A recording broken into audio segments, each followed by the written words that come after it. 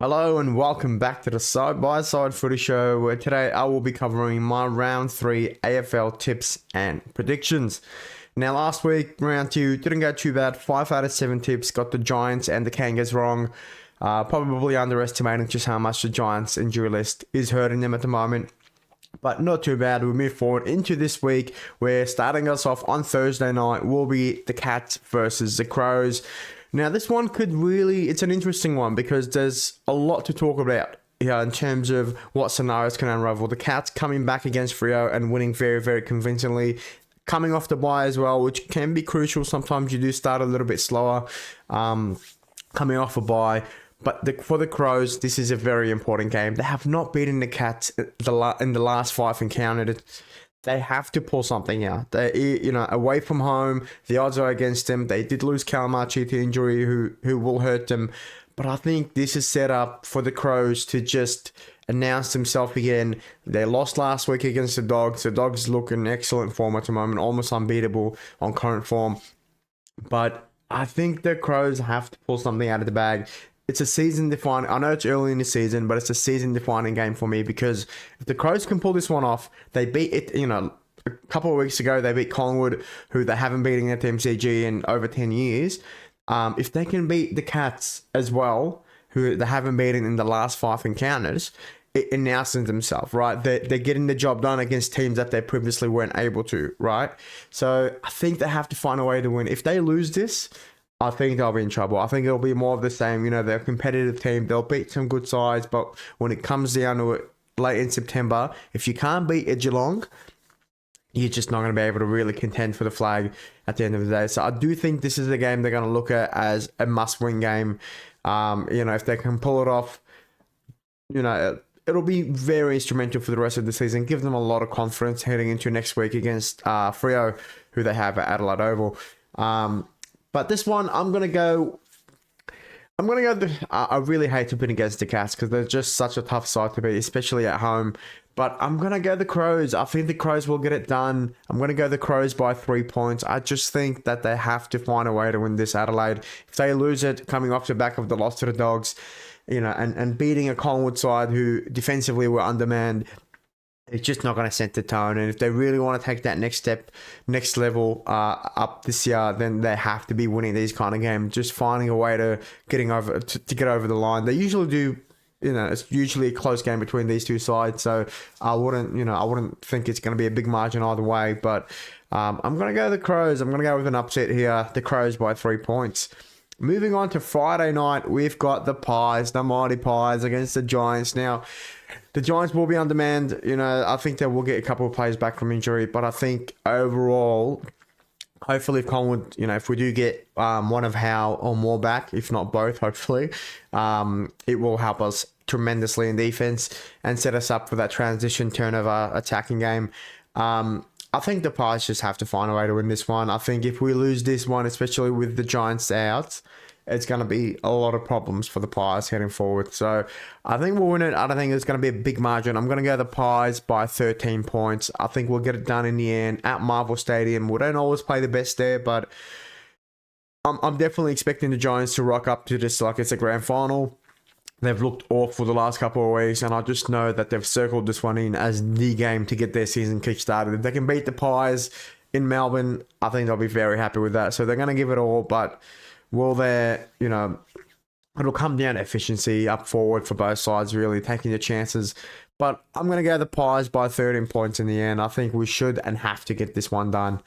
Moving on to the Saturday games. For first up, we've got the Saints against the Lions. Now, the Lions haven't had a good start to the season. 0-2, obviously with some injuries here and there and stuff like that. I'm not sure who they get back for this round. Obviously, Andrews is still going to be out with suspension. But I think this is an interesting one because I can really see it. I can see the Saints pulling off a win, but I think after last week against the Giants, the Saints will be pretty happy with themselves. Can they back it up against the Lions, who are a much more efficient side, cleaner, better in the midfield? The only question for the Lions is how they shape up defensively. Now, the Saints aren't the best attacking team, and that's their problem, is their efficiency in attack. And obviously, losing Andrews is going to hurt the Lions. But the Saints' tools, against Collingwood, who only had Frampton as a key defensive tool, weren't able to get the job done. It's a lot to ask them to get it done against the Lions, and I think the Lions just have to end their losing streak now and just start to get themselves back on a run. I think the Lions will win this. I do think it'll be close. I'm going to go the Lions by 8 points. I think they'll just show their class in the end. I can see the Saints winning it, no doubt, but I'll have to go with the Lions. I think they're going to have to find a way to win, even though it's at Marvel and the Saints do play really well there. They're just going to have to find a way here at the Lions, and I think they'll get it done by 8 points. Moving on to the next game, we've got Freo and the Tigers.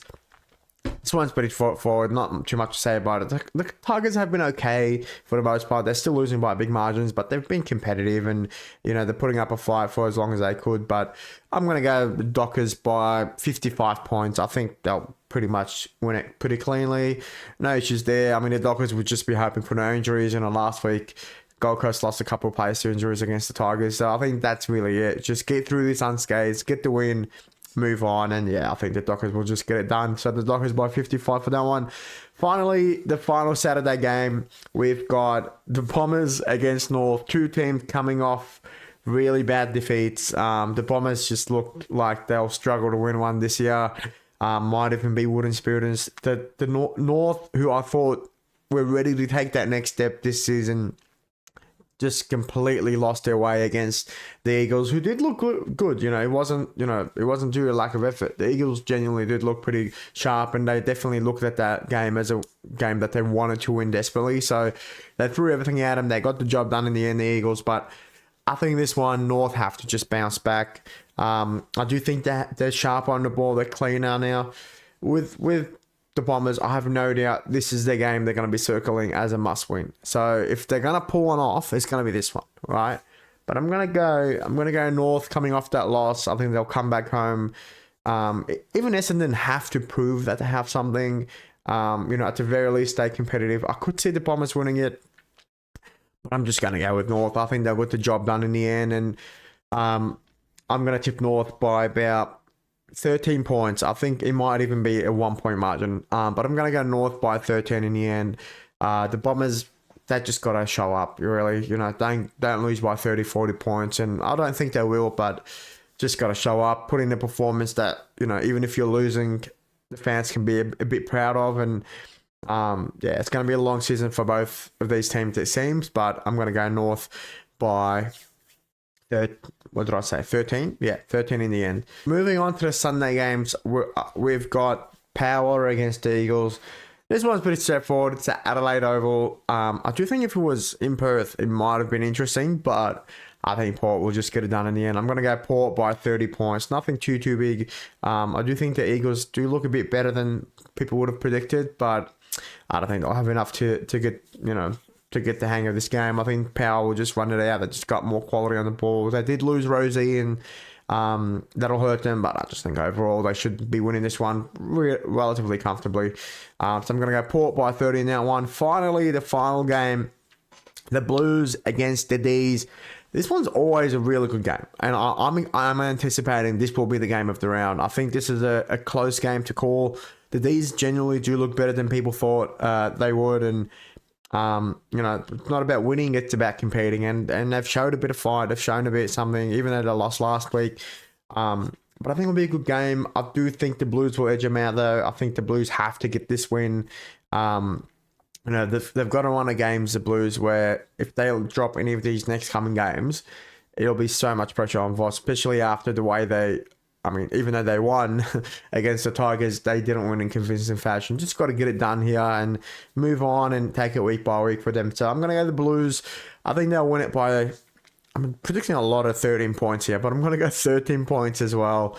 I think they'll just edge them out, and usually the Blues do start really hot. I think they'll have a good run of it at the start and probably defend the lead and get a couple of goals in the second half to just edge them over the D's. So the Blues by 13 points.